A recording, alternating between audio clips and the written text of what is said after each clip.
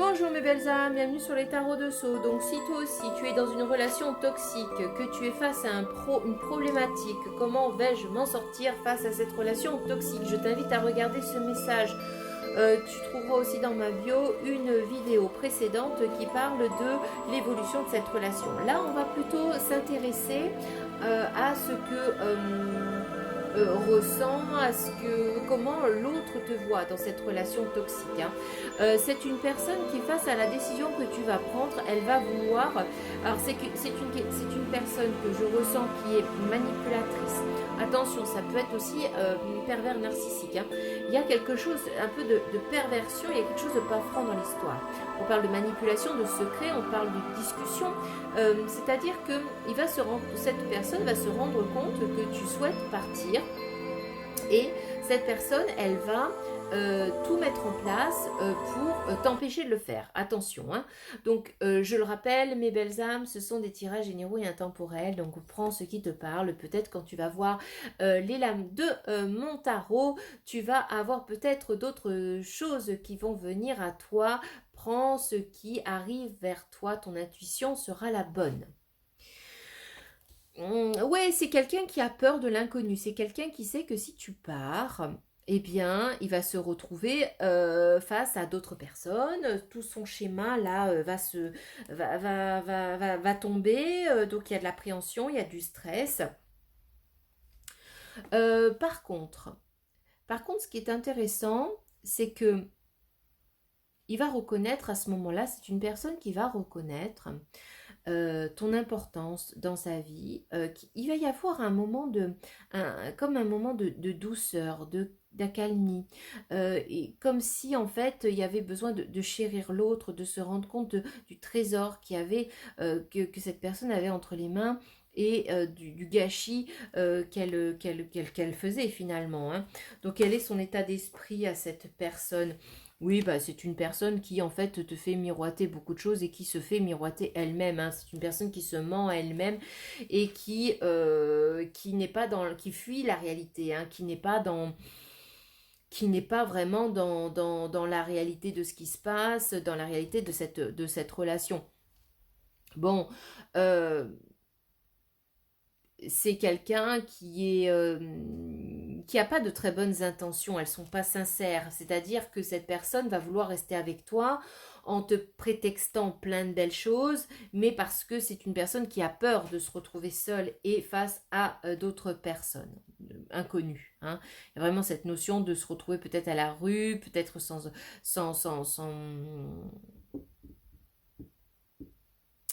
euh, on me parle sans artifice, on me dit aussi sans appartement, sans maison, sans édifice.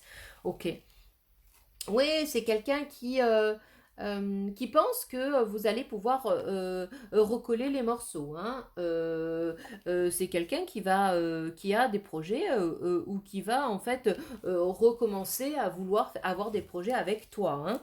Peut-être qu'il y aura une demande en mariage d'ailleurs, hein. C'est-à-dire que c'est peut-être quelque chose que vous avez demandé depuis un moment, que vous n'avez jamais eu, et face à cette relation toxique et à la décision que vous allez prendre, ben, il va y avoir peut-être monsieur va peut-être se revenir sur ses paroles et peut-être même aller jusqu'à la proposition de mariage ou de Pax en tout cas. Le chiffre 24 peut être significatif. Donc, à un moment donné, peut-être que tu vas te laisser finalement attendrir par toutes ces belles paroles. On te dit qu'il a vraiment envie de se réunir, hein, de reformer un couple avec toi. Et il y a vraiment cette volonté d'évoluer, cette volonté on me parle aussi de pardon, de pardonner ses péchés, de se faire pardonner. Il y a une envie, en fait, par rapport à toi, de se réconcilier. Il y a vraiment cette réconciliation et on parle de sauter dans le vide, c'est-à-dire de prendre cette décision peut-être vraiment d'engagement, d'accord. Donc peut-être que cette personne, oui, peut-être que cette personne, de par la décision que tu vas prendre, va vouloir s'engager avec toi. Mais attention, il y a une ombre qui plane. C'est assez fort parce que autant vous avez vraiment cette élévation vers le ciel, et autant vous avez quelque chose de très froid et de très sombre. On me parle aussi de communication secrète, de communication trouble. C'est une situation trouble. Il y a plusieurs personnes autour de ton autre là, et il y a plusieurs communications. Ça peut être des échanges avec des personnes de sexe féminin, mais aussi de sexe masculin. On parle de quelqu'un qui peut être influençable, et il y a des gens qui t'observent et qui parlent beaucoup. On parle de gens ouais, qui lancent des rumeurs, etc. Donc un environnement qui est pas très sain. Peut-être que ces personnes-là vont l'encourager à faire tout ça, mais dans un but qui ne sera pas le bon, hein, mes belles âmes. Donc vraiment, prenez soin de vous. Donc qu'est-ce que cette personne a envie de te dire? Cette personne a envie de te dire: j'ai peur de ne pas être à la hauteur, j'ai peur de ne pas être assez bien pour toi, pour nous. Est-ce que je mérite ce bonheur? J'ai peur que cet amour me submerge, me dépasse, et de ne pas y arriver, je dois travailler sur mes peurs. Je souhaite notre réconciliation, je souhaite être avec toi et avoir des échanges harmonieux, des contacts fondés sur la confiance, l'authenticité. Je ne veux plus de faux semblants ou de non-dits, je veux être bien avec toi. Et c'est ce qui ressort, hein. Non, je réponds par la négative car il y a encore des choses à travailler par rapport aux interrogations. Ma réponse pourrait bien changer d'ici quelques temps si les conscientisations sont là et que nous avons avancé. Donc je pense qu'il peut y avoir réconciliation. Je pense qu'il est vraiment dans une phase de haut et de bas avec cette volonté de réconciliation, mais quand il va être devant le fait accompli, finalement, ça va pas le faire, hein. Quel autre message pour toi? On te parle du pardon. Il n'y a de pire poison que celui enfantant l'inertie. Pardonne le passé pour penser tes blessures et profite du mouvement de la vie. Demain t'attend avec joie. Donc ça, c'est des conseils pour toi, ma belle âme qui regarde.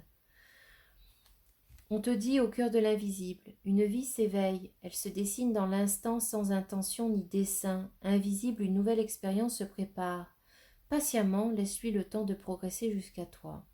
C'est un message d'encouragement, mes belles âmes, pour te dire et pour vous dire que même si à un moment donné une page doit se fermer pour ton bonheur et ton bien-être, tu vas laisser, en fermant le passé, en disant au revoir à ton passé, tu vas pouvoir laisser de la place à ton futur et à une nouvelle personne qui va rentrer. On va les regarder dans un autre tirage, mes belles âmes. Si une nouvelle personne qui va arriver, et puis on va essayer de décrire cette nouvelle personne qui doit arriver dans ta vie.